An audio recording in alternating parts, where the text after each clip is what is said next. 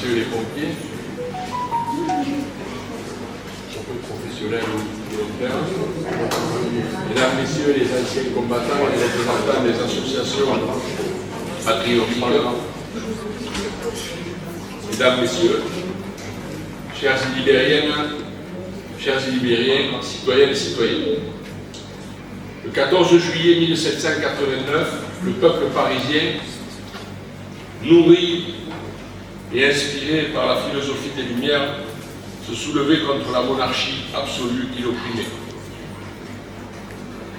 Le pouvoir sans partage d'un seul homme ne permettait pas de répondre aux problèmes des Français et à la société française d'évoluer. Le peuple n'arrivait plus à se nourrir, à se chauffer, en un mot, n'arrivait plus à vivre. Et le roi paraissait indifférent aux souffrances de ses sujets. La bourgeoisie naissante n'arrivait pas à s'enrichir et elle a fomenté cette révolution. Un an plus tard, le 14 juillet 1790, la population se réunissait pour célébrer la prise de la Bastille lors de la fête de la Fédération. Au Champ de Mars, à Paris, Louis XVI prêtait serment à la nation et à la loi mise en place par les représentants du peuple. Cette date, qui n'a rien à voir avec aujourd'hui, naturellement, cette date nous rappelle, comme le disait Victor Hugo, que, je le cite, « Rien n'est plus fort qu'une idée dont l'heure est venue. Malgré l'opposition des dominants de l'époque, les grands possesseurs et les nobles accrochés à leurs privilèges. Malgré aussi la coalition de toutes les monarchies absolues d'Europe qui voulaient étouffer dans l'œuf la jeune révolution française. Rien n'a fait trembler notre République. Au contraire, contre cet ennemi commun, l'unité nationale s'est construite. La France, tout au long de son histoire, a supporté haut les valeurs des Lumières et l'esprit de liberté qui ont inspiré et inspirent encore nombre d'autres nations dans le monde. Parmi eux, les Hollandais, les Autrichiens, les Savoyards ou encore les Hongrois qui, voyant la France mettre fin à la domination du roi, ont voulu suivre le mouvement de la victoire. Car la Révolution française est bien une victoire qui a accouché de la Déclaration des droits de l'homme et du citoyen le 26 août 1789. Même si nous savons que le véritable suffrage universel n'arrivera que bien plus tard et le droit de vote des femmes seulement en 1945, soit plus de 150 ans après. La Révolution française est aussi la victoire de l'humanité entière, comme l'a écrit Thomas Jefferson, auteur de la Déclaration d'indépendance des États-Unis et troisième président de ce pays. Tout homme a deux pays, le sien et puis la France. La France n'est pas un pays de réforme, c'est un pays de nouveauté, un pays de révolution.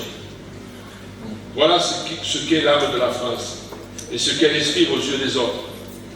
Nous sommes la terre des combats, celle qui ne s'avoue jamais vaincue, celle capable d'allumer le flambeau de la lutte pour un monde meilleur. Cette journée est ainsi l'occasion de commémorer la Révolution française qui a insufflé les valeurs républicaines de liberté, d'égalité, de fraternité en France et dans le monde. Souvenons-nous que ces valeurs qui ont façonné notre nation unissent encore aujourd'hui une majorité de notre peuple. Elles sont le socle sur lequel nous construisons notre société et sur lequel nous devons continuer à bâtir un avenir meilleur pour nos enfants. Pourtant, aujourd'hui, les idées de notre République sont menacées. La France se fracture, se divise de plus en plus. Les événements que nous venons de vivre ces 4 dernières semaines témoignent de cette fracture insupportable. Il n'y a qu'un seul peuple français, uni par sa diversité, riche par sa pluralité et fort par son nom. En se divisant, il devient faible, et en oubliant ce qui fait sa force, il devient inefficace. Voilà aussi à quoi sert la commémoration du 14 juillet. Voilà pourquoi cette date qui symbolise la ferveur et l'union de tous les Français doit être au cœur de notre réflexion, de nos actes, de notre engagement. Victor Hugo, encore lui, disait « Les souvenirs sont nos forces. Quand la nuit essaie de revenir, il faut allumer les grandes dates comme on allume les flambeaux. » Ainsi, face à la haine, face à ceux qui essaient de nous diviser, face à ceux qui gouvernent sans écouter le peuple, je souhaite aujourd'hui rappeler, en tant qu'élu de la République et au nom de mes collègues conseillers municipaux, que rien ne pourra mettre Marianne en péril tant que nous nous souviendrons et expliquerons aux générations montantes ce que fut et ce qu'est le 14 juillet. Cependant, la division et la haine ne sont pas le fruit du hasard. L'accumulation des inégalités sociales, les discriminations de toutes sortes, l'incapacité d'un président de la République à comprendre les Français, le mépris constant de certains politiques, comme l'avait traduit le passage en force de la réforme des retraites, par exemple, alors qu'une grande majorité des Français l'avaient combattu, a été le fumier fertile dans lequel a prospéré la crise profonde que nous sommes en train de vivre. Dimanche dernier, la France s'est souvenue des valeurs sur lesquelles elle s'est construite.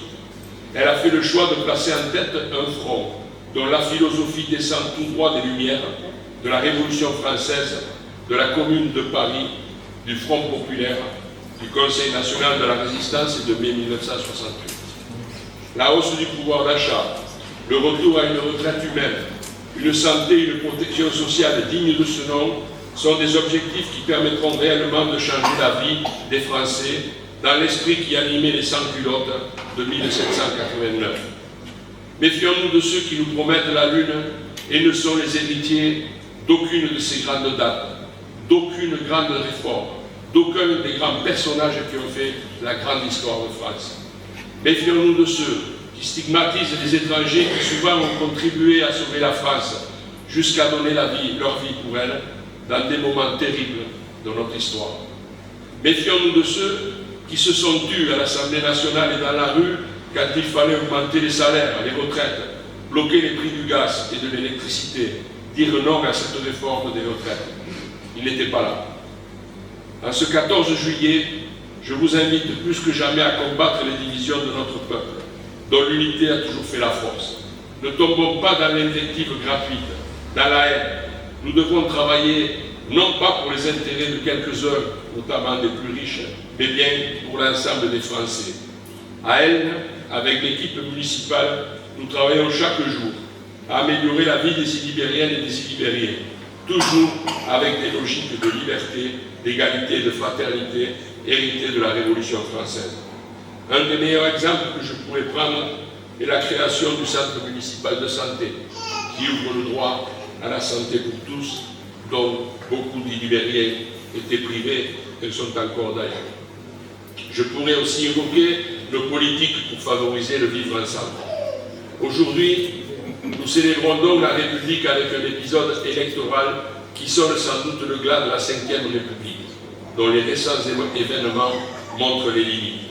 La révision de la Constitution vers une 6e République plus démocratique est vraiment un sujet dont nous devons nous emparer tous. C'est, je crois, une priorité. Dans le même temps, le devoir des femmes et des hommes politiques est d'accepter le verdict des urnes. Les élections législatives de dimanche dernier traduisent une réalité dans notre pays. Le président de la République doit prendre en compte la volonté de changement des Français. Le 14 juillet doit nous rappeler que le peuple français, s'il est uni, ne pourra jamais être vaincu. Et c'est pour cela qu'il est plus urgent de refonder notre modèle républicain en nous rappelant des valeurs universelles et les principes qui inspirèrent les acteurs de la Révolution française et les inventeurs de notre République. La France est l'héritière de cette révolution. Le couleur bleu, blanc, rouge le rappelle, et notre hymne est la traduction de nos combats contre les ennemis de la République. Parce qu'elle cherche sans cesse à se réinventer. Elle n'accepte jamais un ordre établi injuste et n'abandonne jamais face à l'adversité. La France est naturellement accueillante, ouverte, universaliste. C'est de cette France-là que nous sommes fiers et dont nous faisons vivre chaque 14 juillet les valeurs universelles et les promesses qu'elle incarne, pour que vive la liberté, l'égalité et la fraternité. Vive la France, vive elle, vive la République.